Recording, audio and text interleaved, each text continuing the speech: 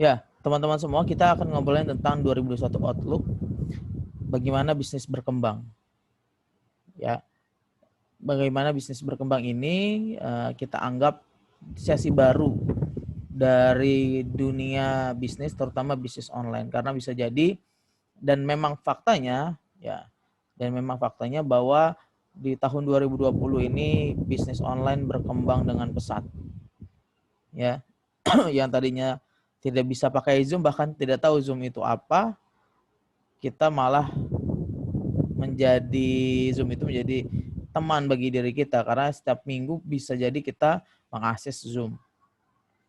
Kita tidak biasa untuk belanja di marketplace, di Shopee, Tokopedia, Lazada, akhirnya kita memakai itu gitu untuk membelanja di beberapa toko gitu.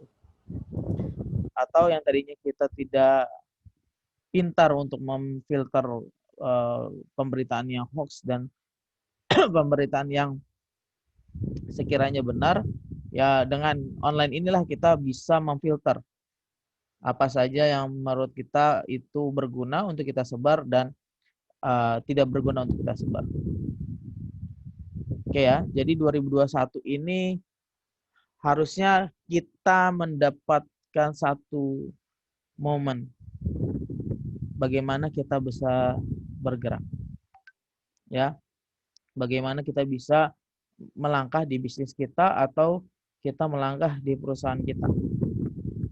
Karena banyak hal yang terjadi, akhirnya bisnis yang berputar, pivot, bahkan ada yang bangkrut. Oke teman-teman semua, kita mulai. Kemarin sudah kenalan ya, Bung Diki bagi yang belum kenal. Ada Pak Rudi ya, kemarin nggak datang, kalau nggak salah. Saya lupa ya. Tapi ini saya sejak tahun 2010 di Jepang Dunia Digital, pernah bergabung dengan Digital Agency untuk megang kementerian dan lembaga. Saat ini menjadi konsultan, khususnya para UKM. Oke, 10 bulan pandemi, kita mulai dari bulan bisa dibilang 28 Februari ya. Kita mengumumkan kasus pertama kita, atau kita dimulai ya diberlakukannya lockdown ya.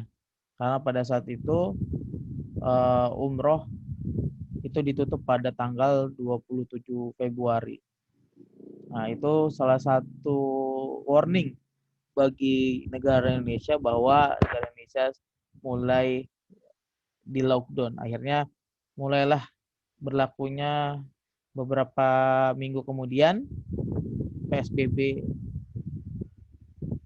Oke, saya cek dulu. Wait.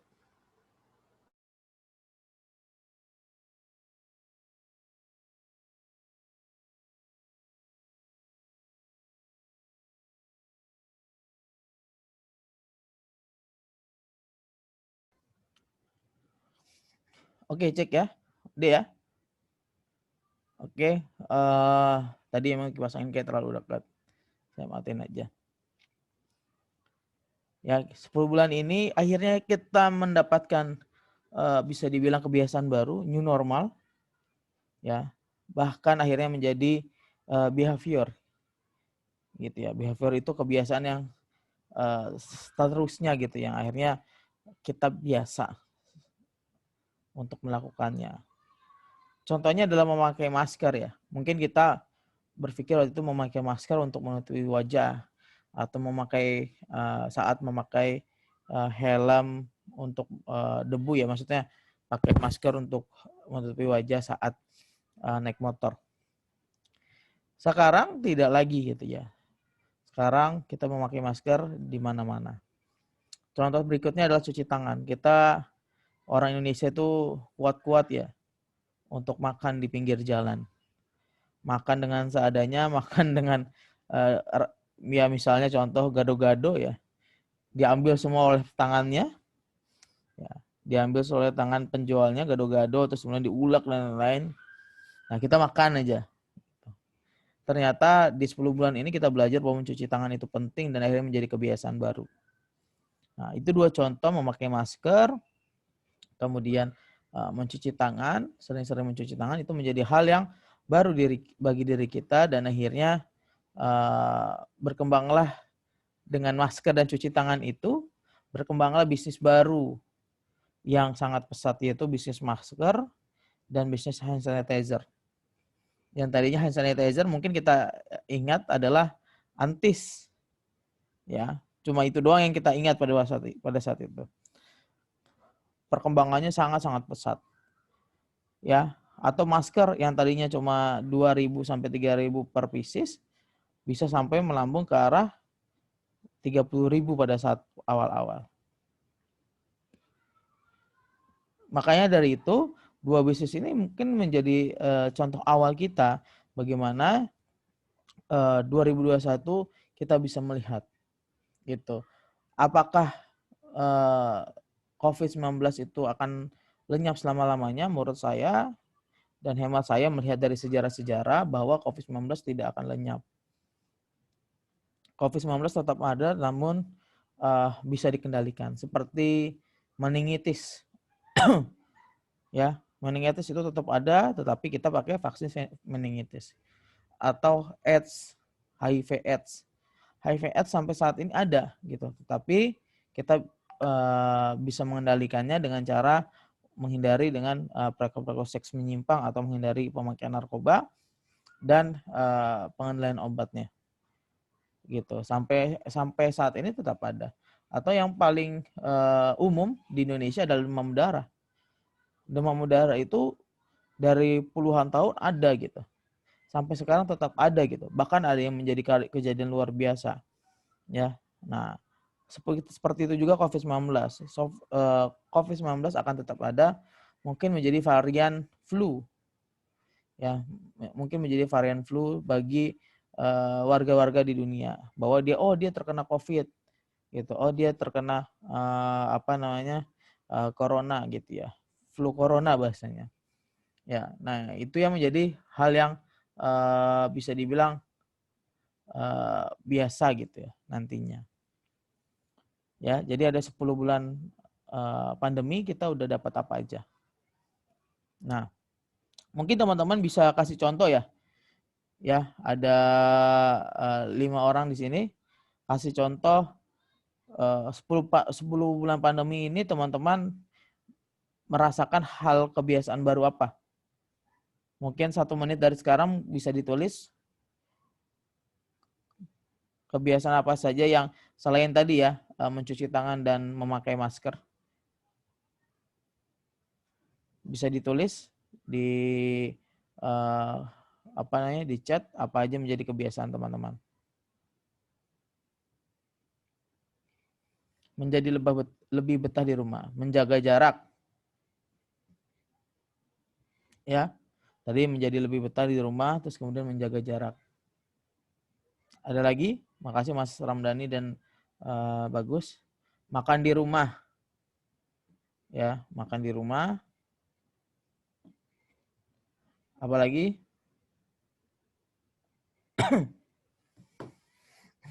Suplemen, ya betul, suplemen. Jadi kita menjadi lebih aware terhadap suplemen. Oke, terima kasih teman-teman ya yang sudah memberikan penjelasannya atau contoh-contohnya dari 10 bulan pandemi itu kita ngapain aja. Oke ya, ada yang lebih betah di rumah, ada yang menjaga jarak, ada yang sering makan di rumah, kemudian memakan suplemen. Oke teman-teman, ini consumer mega shift, digital consumer mega shift. Nah, ini menjadi insight bagi kita semua. Ada beberapa hal yang bisa kita lihat. Ya, ada beberapa hal yang bisa kita lihat bagaimana dunia digital ini menjadi hal yang berbeda dari tahun kemarin. Bahkan tidak hanya dari tahun sebelumnya, tahun kemarin ini udah berbeda banget. Yang pertama adalah virtual. Oke ya teman-teman semua. Virtual itu seperti sekarang yang kita lakukan. Yang tadinya kita tidak biasa dengan virtual, biasa dengan bertemu offline, bertemu langsung. Sekarang alhamdulillah kita diberikan kebiasaan baru, yaitu kita bisa berhubungan dengan orang lain tanpa batas, tanpa harus bertemu secara lokasi, tetapi nyambung obrolannya, yaitu dengan virtual. Yang kedua, yaitu Go Digiware. Go Digiware maksudnya apa? Nah, semua aplikasi atau semua akses yang kita lakukan pada hari ini offline, itu semua berpindah ke arah online. Misalnya belanja.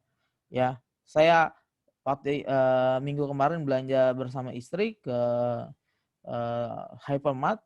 Kemudian kita lihat ada suasana yang baru ya. Suasana baru dari hypermart. Ternyata banyak petugas hypermart yang menjadi tukang belanja.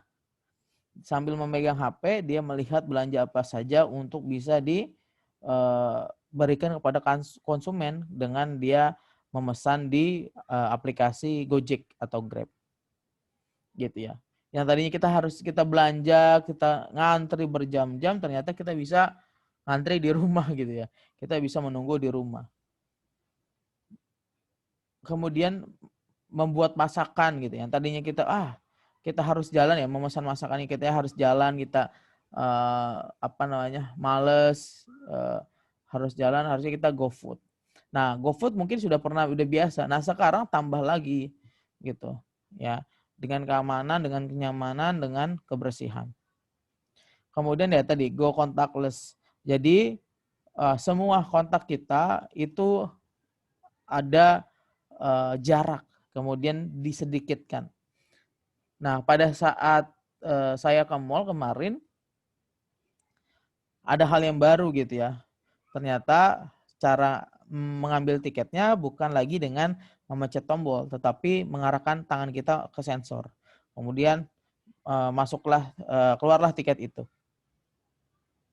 Ya, jadi contactless. Kemudian dari sisi belanja itu pun kita diharapkan untuk memakai aplikasi atau memakai kartu debit. Nah, kita jangan sampai sering menyentuh atau menyentuh barang-barang di daerah mall atau menyentuh sekitar. Kemudian Go Omni, maksudnya Go Omni apa? Go Omni itu adalah salah satu teori marketing yang mengatakan bahwa experience kita adalah akhir atau gimana caranya seluruh channel itu menjadi mengarahkan ke diri kita. Gitu, ya. Jadi yang tadinya offline masuk ke online, masuknya ke offline lagi. Gitu. Maksudnya offline apa ya? Masuknya ke diri kita lagi. Gitu. Jadi semua berhubungan dengan Omni, semua saluran kita pakai. Nah, kemudian ada Go Confidential.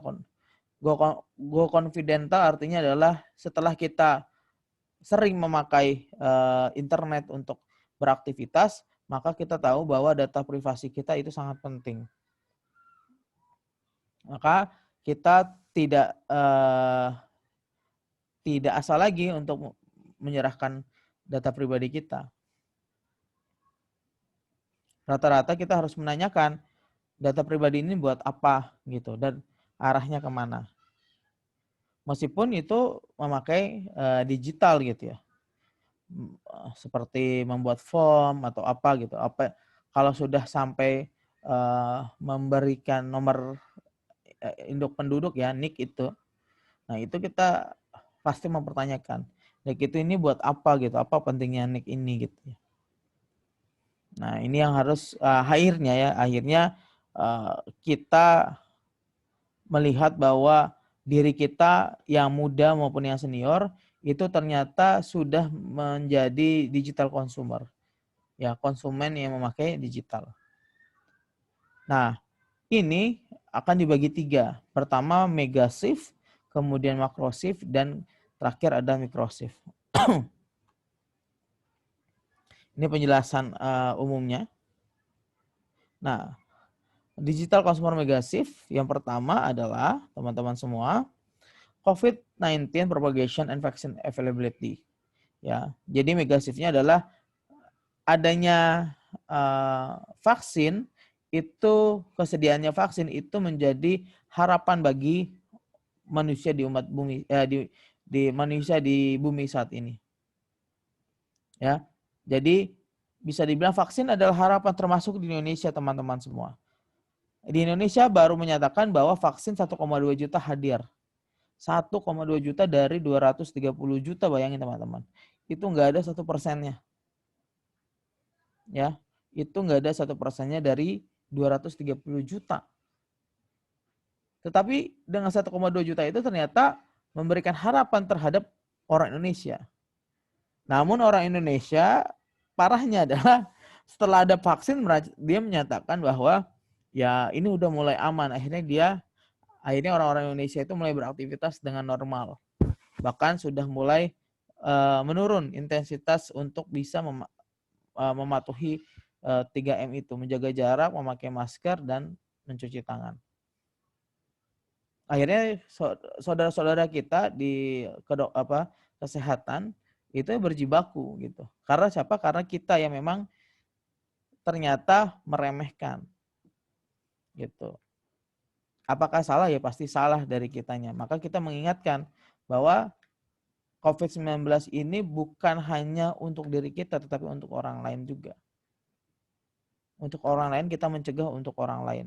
Jangan sampai kita menjadi OTG, kita menjadi orang tanpa gejala, dan kita menularkan kepada orang lain. Yang kedua, megasif itu berubah dengan social anxiety. Maksudnya apa? Kita lebih sering takut mati. Intinya sederhananya seperti itu. Di awal pas kita tahun 2019 atau 2020 awal, kita merasa bahwa COVID-19 itu lucu-lucuan. Ya, teman-teman mungkin ingat sendiri tahun bulan Januari dan bulan Februari itu lucu-lucuan. Ya, ya termasuk pemerintahnya, termasuk dari kita ya. Orang Indonesia memang lucu lah bisa dibilang. Tapi ternyata 10 bulan berlangsung, ini virus nggak ada yang berubah gitu. Malah muncul mutasi-mutasi baru. Malah kita merasa ketakutan. Karena apa? Karena nyata di depan kita dengan virus COVID-19 ini yang menyerang komorbid, akhirnya orang-orang terdekat kita wafat. Gitu. Jadi akhirnya muncul ketakutan, bahkan ya tadi ketakutan paling tragis adalah kematian karena COVID-19 ini. Kemudian muncullah rasa kebangsaan atau rasa nasionalisme. Kenapa muncul seperti itu? Karena di dunia hampir seluruhnya mungkin di atas 95% itu diserang oleh COVID-19. Dan akhirnya mereka mencoba menutup diri. Nah, dari menutup diri ini muncullah rasa nasionalisme para rakyat di negaranya masing-masing. Mulailah mereka memakai produk-produk lokal, ya. Mereka mulai memberikan alternatif dari produk yang biasa dia pakai di luar negeri, kemudian dia buat di tingkat lokal. Kemudian ada government misleadership. Nah, akhirnya banyak negara itu pilihannya ada dua. Berhasil menangani COVID-19 seperti misalnya Thailand, Thailand, Taiwan, Vietnam. Nah, itu yang berhasil dari pemerintahnya. Namun juga ada yang miss seperti Indonesia ini. Gitu, seperti Amerika, seperti Italia, seperti Spanyol, seperti India, seperti Brazil. Ya, sampai saat ini masih berjibaku dengan naiknya tingkat COVID-19 ini. Selanjutnya adalah global supply chain disruption. Nah, tadi karena muncul nasionalisme, maka berubahlah konsep dari global supply chain. Orang agak takut untuk mendapatkan barang-barang ekspor. Itu, maka dia buat alternatif baru supaya dari sisi dari sisi supply chain-nya itu bisa terpenuhi. Dan terakhir, akselerasi digital. Dengan hadirnya digitalisasi, kemudian masuk COVID-19 itu akan sangat mengakselerasi. Ya, yang tadi saya bilang sederhananya adalah belanja di hypermart yang tadinya kita harus berdesak-desakan, sekarang bukan kita yang berdesak-desakan, tetapi karyawan-karyawan hypermart yang berdesak-desakan. Karena apa? Dia yang membelanjakan barang kita. Seperti itu. Ya. Nah, itu mega shift-nya gitu. Jadi yang gedenya sampai seperti itu. Sampai muncullah nasionalisme untuk memakai barang lokal, kemudian keberhasilan dan kegagalan pemerintah, sampai global nilai ekspor impor itu berantakan gara-gara supply chain-nya disruption, karena orang-orang nggak mau memakai barang, misalnya barang dari negara yang dari sisi COVID-19-nya tinggi. Ya. Masuk selanjutnya itu digital consumer macro shift. Nah, ini lebih ke arah apa? Lebih ke arah penjual. Nah, yang dibutuhkan penjual hari ini adalah hygiene atau kebersihan. Nah, semua kebersihan harus diperhatikan oleh para penjual, entah di lokasi maupun entah saat memberikan secara online. Kalau teman-teman lihat di Grab maupun di Gojek sudah ada SOP gitu. Bagi mereka yang membeli di sana, mereka akan diberikan plastik yang tertutup. Ya. Jadi tidak ada lagi plastik yang terbuka di perjalanan GoFood maupun GrabFood. Harus semua tertutup, memakai plaster atau memakai kabel tie gitu. Selanjutnya low touch. Nah, low touch ini ya kita sudah pahami bahwa kita menjedikitkan bersentuhan dengan orang lain atau dengan benda lain di luar rumah kita. Kalau bisa mah tidak bersentuhan, kalau bisa mah memakai sarung tangan. Dan otomatis low touch itu berhubungan dengan wajah juga, karena wajah ternyata penyebaran atau kena infeksi adalah dari mata, hidung, dan mulut. Kemudian ada less crowd. Nah, mereka menyedikitkan kerumunan. Gitu.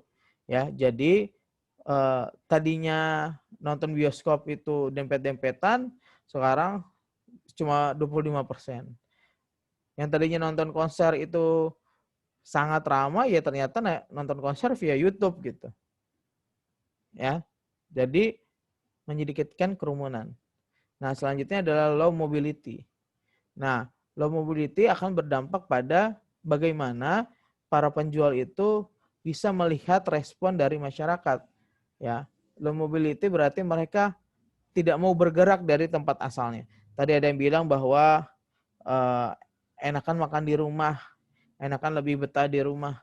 Nah, itu salah satu bentuk low mobility. Nah, harus ada respon gitu ya.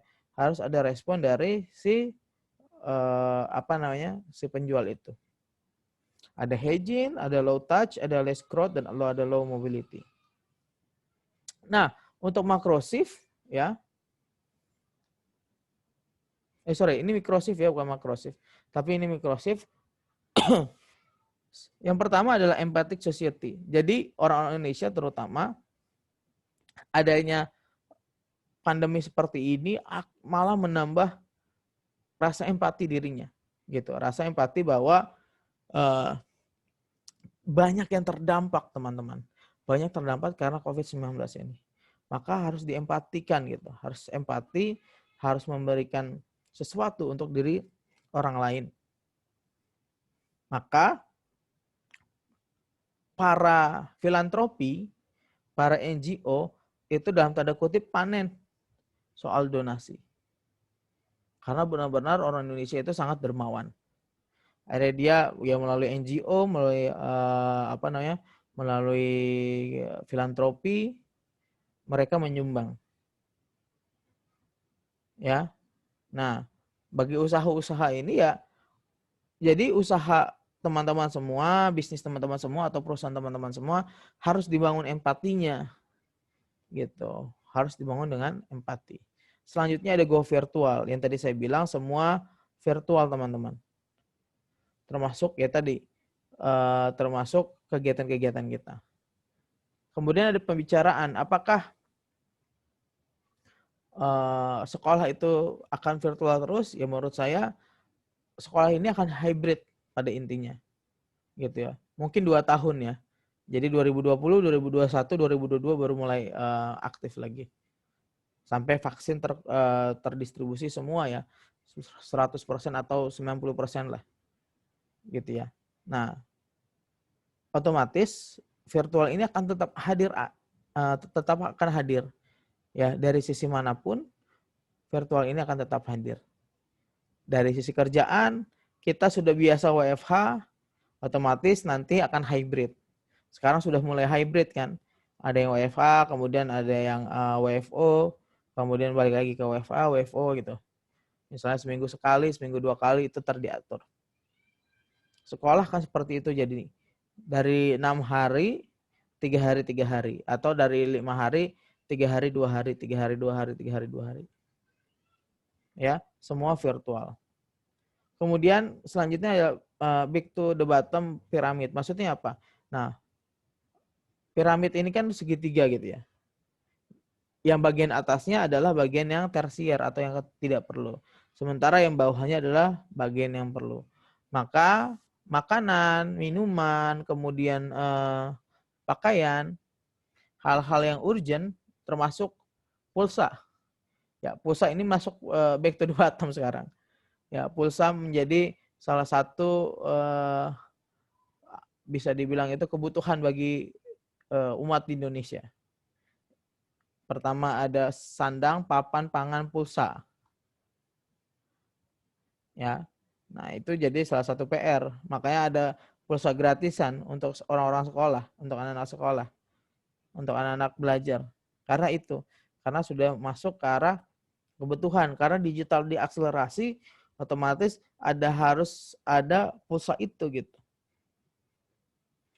Maka IndiHome naiknya sangat pesat. Karena semua bisa dibilang memasang IndiHome. Memasang IndiHome untuk di rumahnya. Ya, tapi kan ada provider-provider lain tentunya. Ya, tetapi intinya di bagian bisnis ini pasti berkembang pesat. Kemudian ada stay at home life. Nah, tadi makin betah di rumah, ya kan? Terus kemudian makan di rumah, nonton di rumah, semua stay at home. Kerja di rumah. Bahkan di kerja saya itu full WFH. Di tempat kerja saya full WFH. Karena kita udah bisa ternyata dengan WFH itu secara KPI tidak ada yang tidak terlaksanakan. Ya. Selanjutnya vaksin kambing. Oke, peluang bisnis di 2021. Tadi kita ngomongin 2020 itu dari sisi mega, makro, dan mikronya. Teman-teman bisa lihat tuh, ada perpindahan atau perputaran atau pergerakan dari kebiasaan baru kita, ya. Dan itu harus bisa dilihat dari sisi bisnisnya nanti. Apa saja peluang bisnisnya? Yang pertama adalah bisnis yang membuat orang tidak harus keluar rumah. Misalnya ini teman-teman. Teman-teman kalau punya bisnis laundry, bagaimana caranya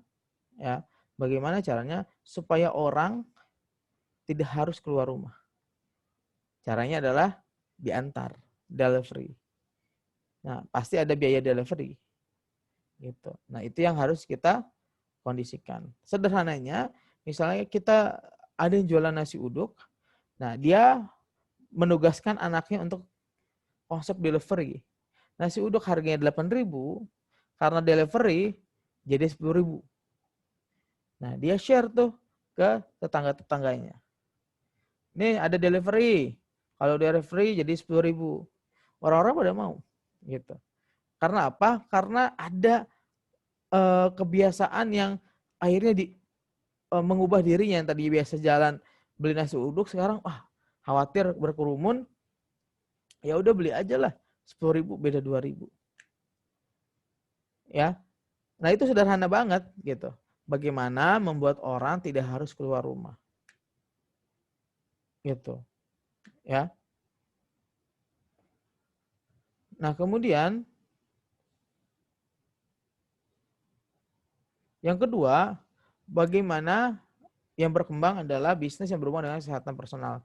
Tadi saya singgung di awal bagaimana masker dan hand sanitizer menjadi bisnis yang sangat makmur di dunia. Kita dengar dulu banget ya, terus kemudian agak redup. Hand sanitizer pertama itu Antis gitu. Itu benar-benar solusi banget Antis itu. Kita nggak perlu cuci tangan, nggak perlu repot ya, kita tinggal semprot-semprot terus selesai. Ternyata saat ini solusinya bukan untuk Antisnya saja gitu, tapi untuk semua.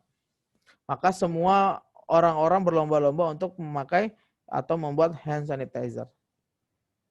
Nah, bisnis yang berhubungan kesehatan personal ini menjadi penting bagi umat manusia pada saat ini, terutama orang-orang Indonesia.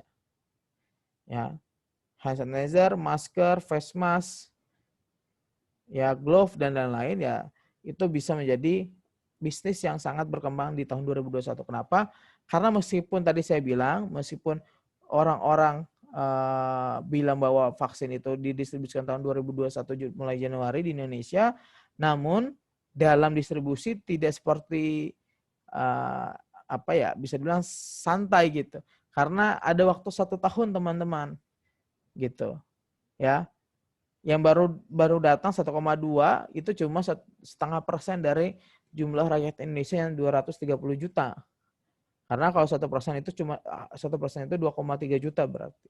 Nah itu cuma 0,5%, bayangin teman-teman, 0,5% itu menumbuhkan harapan, ya, menumbuhkan harapan. Dan akhirnya saya bilang itu menjadi pelanggaran-pelanggaran baru karena ini merasa vaksin ini udah mulai hadir, gitu, ya. Nah akhirnya mulai dikecangkan lagi oleh pemerintah karena harapan-harapan itu yang membuat banyak orang di Indonesia itu mulai melanggar lagi. Selanjutnya bisnis yang membuat nyaman di rumah. Banyak bisnis yang membuat nyaman di rumah.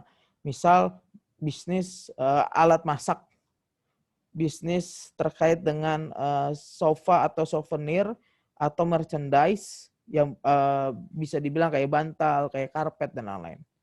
Atau yang berhubungan dengan lukisan-lukisan atau tempelan-tempelan yang ada di rumah. Nah, bisnis yang membuat nyaman ini akhirnya berkembang sekali ya. Contoh misalnya nyaman yang di rumah saat ini lagi in banget itu adalah pot. Tanaman-tanaman. Gitu. Ya. Jadi tanaman-tanaman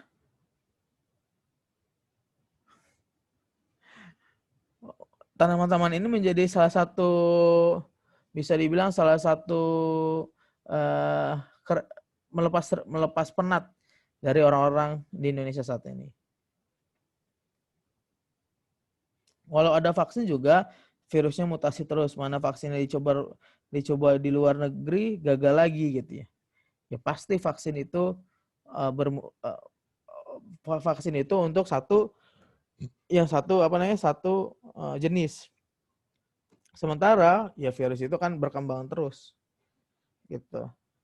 Ya tadi saya bilang vaksin itu membuat harapan. Cuma dilalahnya adalah orang Indonesia dikasih harapan sedikit langsung merasa bahwa itu buat dia gitu. Itu pasti berhasil gitu, padahal enggak juga. Gitu ya. Jadi bisnis yang membuat nyaman di rumah itu berkembang. Kita pikirin gitu, bisnis apa yang membuat nyaman di rumah? Gitu, bisnis apa yang membuat hari ini kita bisa lebih enak untuk di rumah. Gitu ya. Nah, dicari tuh, teman-teman bisa jadi resellernya atau teman-teman bisa jadi bahkan distributornya. Selanjutnya ini yang mungkin belum ada di Indonesia atau ada tetapi tidak gembar-gemborkan ya. Bisnis membantu anak belajar. Ya, bisnis membantu anak belajar. Jadi gini, di tahun 2020 saya akui bahwa orang tua itu pontang-panting. Ya. orang tua itu pontang-panting untuk apa? Untuk membantu anaknya belajar. Gitu ya. Maka seharusnya kita itu melihat bahwa ada sisi peluang. Ada orang yang melihat peluang itu akhirnya menjadi program sosial. Anak-anak dikumpulkan di balai warga, kemudian diajarkan oleh Karang Taruna. Tapi dari sisi bisnis itu bisa dilembagakan. Gitu ya. Jadi membantu anak belajar, itu bisa dari pagi kan, karena anak belajar itu kan dari jam 7 pagi atau jam setengah 8. Dia bisa hadir, kemudian belajar, kemudian itu diserahkan semua oleh para pengajarnya. Bukan hanya tentang les, tapi bagaimana membantu anak belajar. Kan beda antara les dan membantu anak belajar. Kalau membantu anak belajar berarti mereka hadir di depan saat itu gitu, di depan laptop dan lain-lain. Kalau anaknya masih oke, masih bisa diatur, nggak jadi masalah. Tetapi ada peluang bagi anak yang nggak oke, ya. Ibunya nggak ngerti, ibunya nggak, ya ngerasa bahwa sulit pekerjaannya atau pertanyaannya, kemudian ya perlu ada solusi itu, yaitu bisnis membantu anak belajar. Secara offline berarti dia hadir di situ. Simpelnya kalau misalnya kita ada di sekolah ya, ada di lingkungan sekolah, nah itu kan bisa salah satu potensi di situ, potensi untuk membantu anak-anak belajar. Nah, selanjutnya adalah bisnis makanan sehat. Nah, bisnis makanan sehat paling sederhana wedang uwuh, tahu ya, wedang uwuh ya. Dulu saya pun nggak tahu, saya tahunya adalah wedang jahe.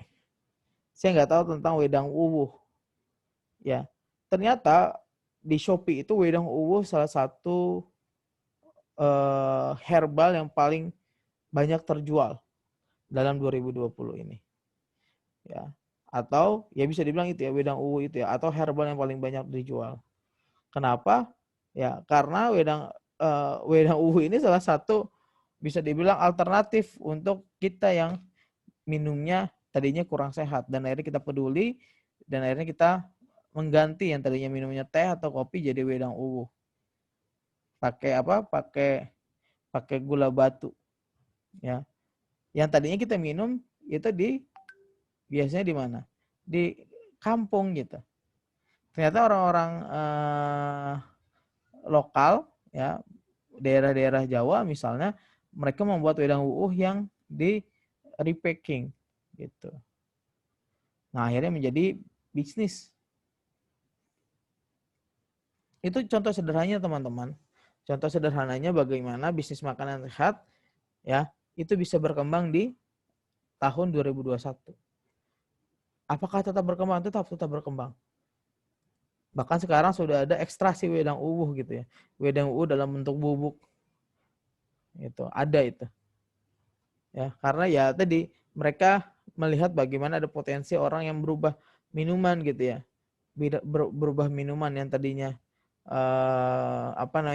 yang tadinya dia minum kopi yang harganya 25.000, 30.000, nah itu sudah mulai mengganti dengan minuman herbal. Kemudian selanjutnya, teman-teman semua, ada bisnis peralatan olahraga. Ya, bisnis peralatan olahraga. Nah, itu menjadi penting semua. Ya, teman-teman bisa lihat ya bagaimana misalnya komunitas sepeda berjamur. Bukan menjamur lagi, tapi berjamur. Ya.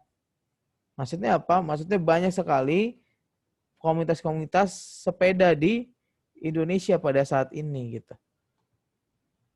Berarti apa? Berarti bisnis sepeda itu melonjak sangat-sangat tajam. Kemudian apa? Bisnis sepatu, ya sepatu termasuk sepatu lari, kemudian gym, alat-alat gym tetapi yang bisa di rumah, gitu ya, kayak dumbbell, ya. Nah, misalnya seperti itu. Nah, bisnis peralatan olahraga termasuk aksesoris-aksesorisnya, teman-teman semua. Apa itu aksesoris? Seperti headset, tetapi untuk headset running, untuk headset olahraga. Nah, sekarang headset itu digemari yang untuk olahraga gitu, yang untuk khusus lari gitu. Kan biasa pakai headset kabel atau pakai headset, kalau nggak headset kabel, headset misalnya kayak AirPods gitu ya. Nah, semenjak pandemi berkembang lagi atau makin digemari headset yang untuk running. Gitu ya. Jadi ada bisnis peralatan olahraga yang sangat-sangat berkembang. Akankah 2001 berkembang juga? Akan tetap berkembang karena potensi pasarnya semakin mature, semakin dewasa, semakin bisa melihat barang yang bagus, mana barang yang bagus dan mana barang yang KW. Ya, mana barang yang tidak bagus. Maka kalau misalnya itu ya makin digemari. Sepeda itu mungkin 2 tahun, 3 tahun masih tetap ada bisnis sepeda yang naik terus. Sampai COVID-19 ini ya tadi menjadi umum. Akhirnya mereka kebiasaan barunya mulai berkurang, tetapi ya itulah kebiasaan yang biasa gitu ya. Kebiasaan yang memang sudah terbiasa. Ya, tetapi sudah mulai masuk ke fase normal. Mungkin fase normal di tahun 2022. Yang tadi bilang 2021 akhir itu distribusi vaksin. Apakah vaksin itu berhasil? Ya selain diri kita yang menjaga, eksternalnya saat ini adalah satu-satunya vaksin. Gitu. Sama plasma darah ya. Cuma plasma darah kan kalau saya sering nonton Mardigu Pok ya. Ya, katanya plasma darah untuk melepas memusnahkan COVID-19. Kata Dokter Tirta, ini sih agak-agak konspirasi, agak-agak apa? Kata Dokter Tirta ya, plasma darah itu hanya untuk bisa seperti belajar lah, orang yang kena COVID kemudian dikasih darah orang yang kena COVID juga, dia belajar bagaimana menangani COVID-19 di darah tersebut. Sederhananya itulah. Saya juga pusing dengarnya. Tapi intinya di situ gitu ya. Intinya COVID-19 akan tetap terus ada sampai kapanpun karena dia menjadi flu biasa. Karena flu biasa ini di tahun 1900-an ya 1900-an itu hampir membunuh puluhan juta orang di Eropa. Flu biasa yang kita biasa flu ini bukan flu COVID ya, bukan flu COVID, itu menjadi hal yang menakutkan bagi orang-orang Eropa. Gitu. Karena apa? Ya karena dingin. Kemudian dia tidak ada vaksinnya. Kemudian dia tidak ada obatnya. Akhirnya dingin wafat karena apa? Karena berhenti bernapas dan lain-lain, sama kayak seperti COVID. Tapi sekarang ya tetap ada kan, flu itu tetap ada. Cuman bedanya flu ini dikendalikan oleh obat dan vaksin. Ini juga bisnis makanan dan minuman herbal yang tadi saya bilang. Ya, wedang ubuh, kemudian wedang jahe, kemudian jintan hitam, batu sauda, kurma, madu. Nah, itu menjadi minuman-minuman sehat yang tetap harus dan terbiasa untuk diminum oleh orang-orang di Indonesia. Nah, kemudian selanjutnya adalah bisnis edukasi. Beda antara bisnis membantu anak dan bisnis edukasi. Maksudnya apa? Maksudnya seperti ruang guru dan lain-lain. Nah, itu menjadi bisnis edukasi yang sangat masif gitu ya. Nah, saya mempunyai bisa dibilang rintisan ya, startup untuk lembaga edukasi ini. Namanya Akademi Pernikahan. Nah, ini niche-nya atau pasarnya adalah orang-orang atau orang-orang yang sudah menikah, suami istri. Ya. Yang ikut dari yang belum punya istri sampai yang sudah punya cucu. Gitu. Atau yang belum punya pasangan sampai yang sudah punya cucu. Padahal ini kita khususkan adalah untuk orang-orang yang sudah menikah. Dalam tanda kutip ya keluarga muda lah. Gitu. Kemudian harganya berapa? Dari yang gratis sampai yang kita sedang laksanakan itu harganya Rp500.000. untuk 10 kali pertemuan. Bayangin teman-teman, dari yang gratis itu ratusan orang yang ikut sampai yang 500.000 itu tetap ada yang ikut, meskipun ikutnya lebih menurun di bawah 50. Tetapi kan 500.000 untuk orang sekarang, ya, untuk kondisi sekarang itu kan cukup besar. Itu yang pertama. Yang kedua, ini bisnis baru yang baru kita laksanakan itu di sekitar bulan Juli atau Agustus. Ya. Itu baru kita laksanakan dan laksanakannya tidak masif. Jadi kita perlahan. Tetapi alhamdulillah bisnis edukasi ini ya ternyata ya tadi proven gitu ya. Ternyata terbukti tetap akan hadir dengan konsep hybrid kemungkinan. Ya, hybrid itu kayak WFH dan WFO. Jadi ada orang-orang yang hadir di depan pembicara, kemudian ada juga yang ikut di balik layar. Seperti itu. Ya. Jadi itu teman-teman untuk bisnis edukasi. Kemudian selanjutnya, bisnis digital marketing. Teman-teman semua, di digital marketing itu tadi, consumer mega shift atau perpindahan konsumen itu akhirnya membentuk orang untuk belajar digital marketing. Ternyata digital marketing itu bukan hanya menjual secara online. Ya teman-teman semua, ternyata digital marketing itu luas. Ada yang namanya copywriting, ada namanya fotografi, videografi, editor, ya kan? Kemudian ada yang namanya food blogger, YouTuber, ya, SEO marketing, SEO spesialis dan lain-lain. Ternyata luas sekali digital marketing itu. Banyak orang-orang yang kaget, waduh. Ya contoh misalnya tadi kemarin yang kita ngobrolin tentang WA bisnis itu ya. Banyak yang nggak tahu tentang WA bisnis. Gitu ya.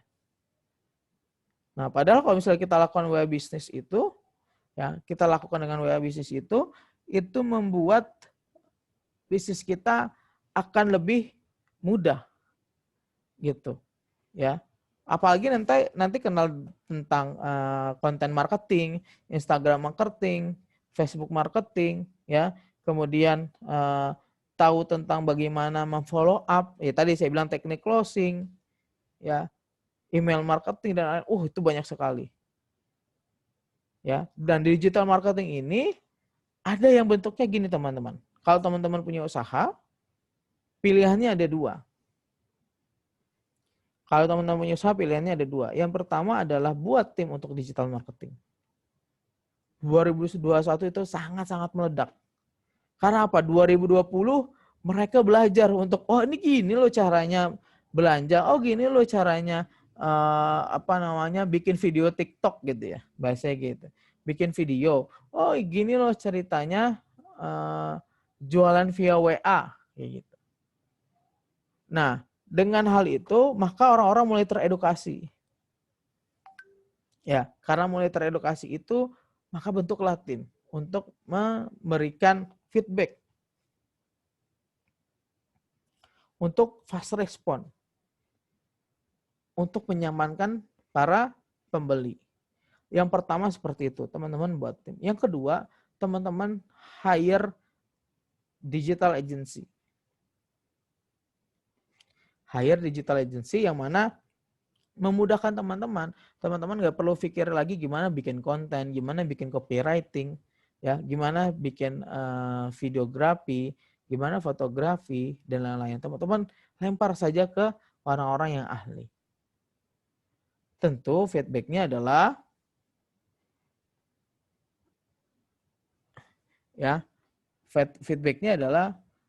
teman-teman harus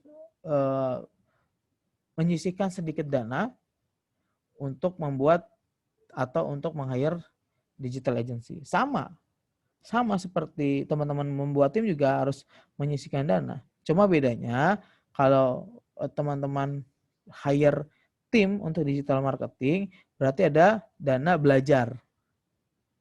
Kan ada trial and error. Ya, yang minimal adalah gajinya mereka. Gaji digital marketing jangan dikira murah gitu, mahal. Ya, digital marketing itu mahal. Bisa misalnya contoh desain grafis bisa 3,5 juta sampai 4 juta, itu yang junior untuk saat ini gitu. Kita nggak ngomongin soal luar negerinya ya. Kita nggak ngomongin soal brand ya. Anggap kita UKM minimal ya 3,5 untuk wilayah Jabodetabek. Apalagi yang sudah senior. Senior itu di atas 7 sampai 8 juta.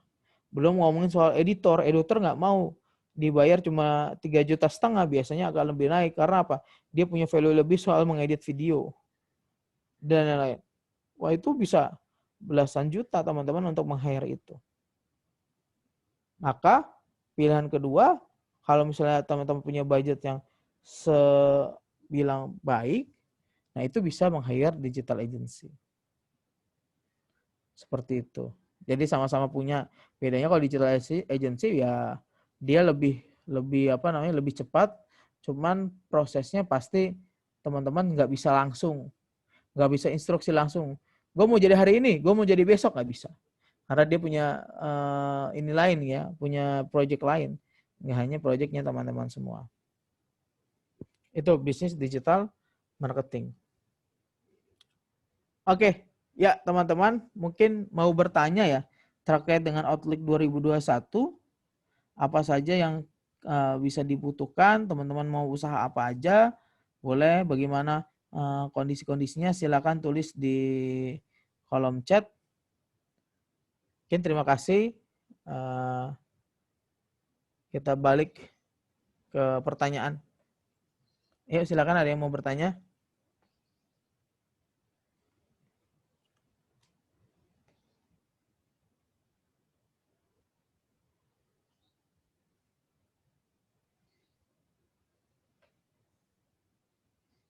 Saya tunggu sampai 3 menit kali ya.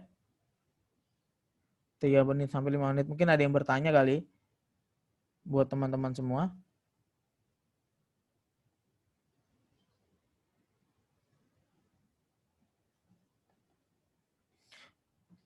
Sekaligus info ya, mungkin teman-teman ada yang itu ya. Jadi saya juga diminta untuk menjual Infocus. Nanti saya ceritakan, saya bawa dulu Infocusnya.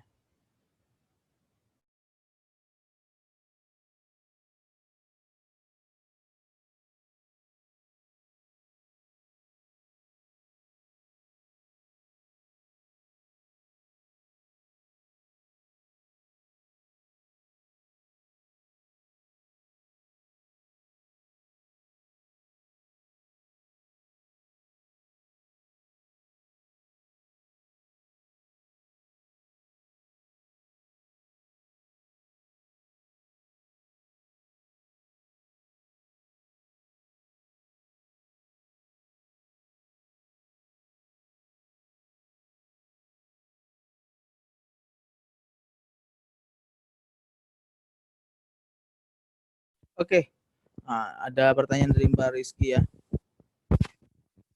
Lebih baik jualan langsung atau apa lewat Tokped atau sejenisnya gitu. Gini Mbak, kalau saran saya adalah jual di segala lini. Nah, bedanya di Tokped maupun di kita jualan langsung, di Tokped biasanya ada potongan biaya. Sekarang mereka Tokped, Shopee, Lazada, Bukalapak dan lain, itu mereka biasanya mematok potongan harga atau mematok biaya 3-5% dari biaya biaya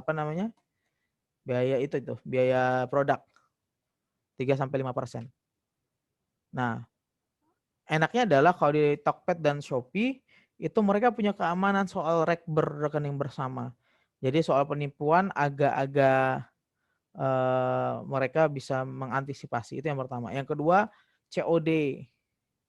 Nah, orang Indonesia itu masih agak-agak takut ya untuk COD, atau yang kedua, orang-orang Indonesia yang memang tidak punya bank transfer akan memilih COD. Gitu. Itu untuk Tokped maupun untuk marketplace yang lain. Nah, jualan langsung juga enak karena apa? Kita bisa berkenalan langsung dengan ownernya. Gitu. Kita berkenalan langsung dengan ownernya. Dan kita bisa mendapatkan keuntungan tanpa dipotong-potong.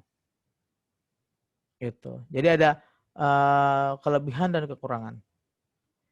Cuma mana hasil yang kita pilih, nah itu pasti saya akan bilang bahwa semuanya harus dilakukan. Nggak ada yang dipilih-pilih. Seperti itu. Kalau jualan sendiri baiknya nomor rekening dipisah atau dengan rekening pribadi ya? Ya, dipisah. Sekarang Mbak gampang banget untuk bikin rekening. Istri saya bikin rekening itu cuma 15 menit rekening BCA. Tinggal foto, ya kita daftar, kemudian di video call, foto, dan langsung jadi rekeningnya. Namun kalau misalnya harus ngambil kartu ATM-nya, ya kita harus ke banknya langsung. Sekarang sangat gampang. Kan kalau biasanya kita bikin rekening itu harus nunggu dulu, ya kan, terus dan lain. Nah itu enggak, itu sekarang sangat gampang. Mbak mau di Mandiri, Mbak mau di BRI, Mbak mau di BCA, di Jenius misalnya. Nah, salah satu kelebihan Jenius itu sama dengan kartu kredit prabayar. Mbak bisa beli barang-barang luar negeri itu dengan Jenius. Gitu. Nanti langsung dikonversi ke dolar. Misalnya Mbak mau beli di Amazon, ya, mau beli di Amazon, beli apa gitu. Nah, itu langsung dikonversi. Kayak saya beli Zoom misalnya. Kan itu $15 misalnya yang pricing resmi. Nah, itu langsung bisa dikonversi. Gitu, langsung bisa dikonversi ke dolar gitu.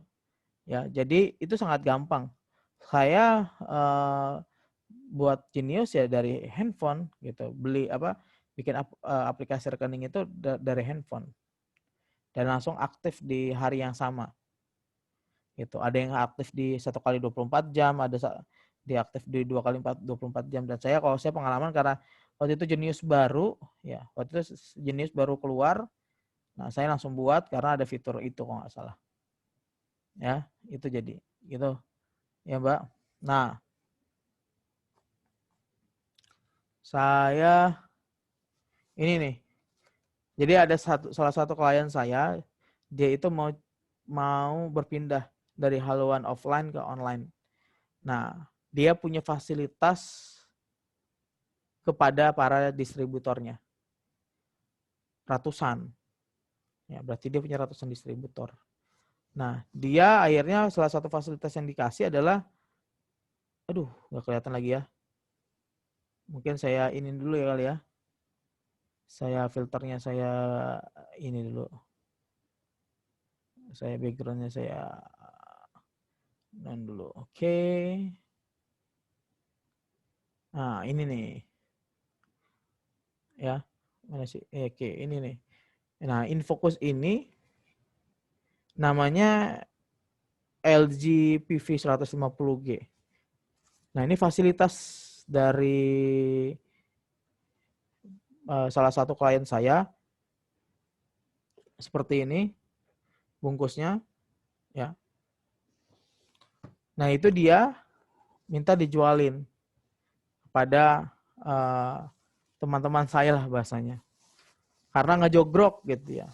Karena ngejogrok. Berapa harganya? Silakan teman-teman cek harga di di marketplace itu harganya sekitar 4,5 jutaan.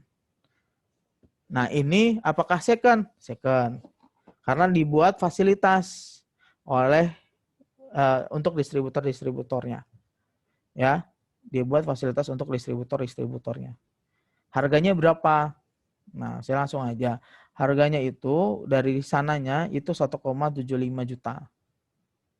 Alhamdulillah setelah saya share di batch pertama itu ada yang kejual satu. Nah, itu teman-teman dapat 250.000. Ya, dapat 250.000. Jadi kalau mau transfer ke saya cukup 1,5 juta. Mas Diki, saya mau di harga 2 juta, saya mau jual di harga 2 juta. Monggo. mau saya jual di harga 2,5 juta. 2,5 juta itu adalah harga awal dari saya menjual gitu. Karena saya mau ngecek pasar. Ternyata alhamdulillah 6 terjual gitu. Jadi ternyata bisa di harga seperti itu. Namun kalau saya jual sendiri lama, kasihan klien saya gitu ya. Karena saya juga punya aktivitas lain, saya bilang ya udahlah kalau kayak gitu saya coba untuk menawarkan ke teman-teman yang lain gitu. Maka akhirnya saya ngobrol, coba diturunkan harganya, jadi harganya 1,75 juta rupiah. Free ongkir ke seluruh Indonesia. Jadi teman-teman nggak usah mikirin lagi ongkirnya kayak gimana, enggak, itu free ongkir. Ditin dari kantor. Ya. Jadi kalau teman-teman mau menjual, nanti ada spek, ada fotonya, kemudian ada videonya. Ya. Ya, 1.750.000. Kemarin di awal kan 2,5 juta gitu ya. Ternyata saya ngobrol, ini kalau 2,5 juta ya kejual gitu. Saya bilang kejual, tapi butuh waktu yang lama. Dan ini sangat cocok untuk orang-orang yang mau tahun baruan gitu. Nah, potensi ini cocok untuk orang yang tahun baruan. Karena kan nggak boleh ya tahun baruan pergi-pergi. Nah, mungkin InfoCoach ini menjadi solusi bagi mereka semua. Ya. Nanti masuk ke dalam grup, nanti saya sudah ada ininya, sudah ada foto videonya, saya masukkan ke Google Drive. Jadi teman-teman tinggal ambil. Harganya tadi harga 1,750, teman-teman bisa jual di harga 2 juta, dijual harga 2,5 juta, pokoknya teman-teman margin dari saya 250.000. Ya.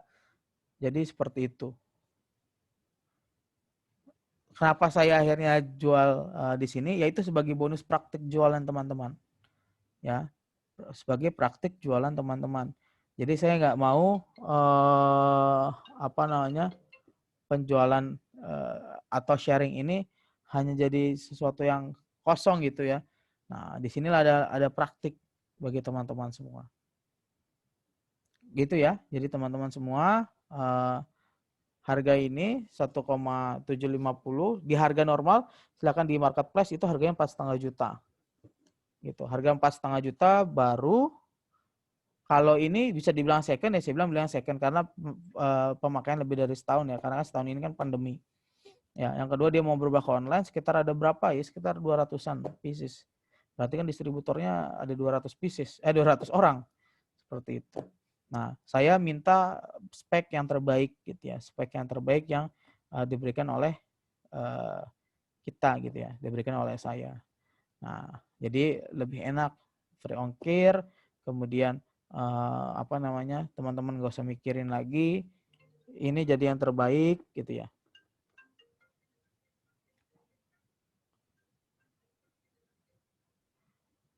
Oke, ada pertanyaan lagi?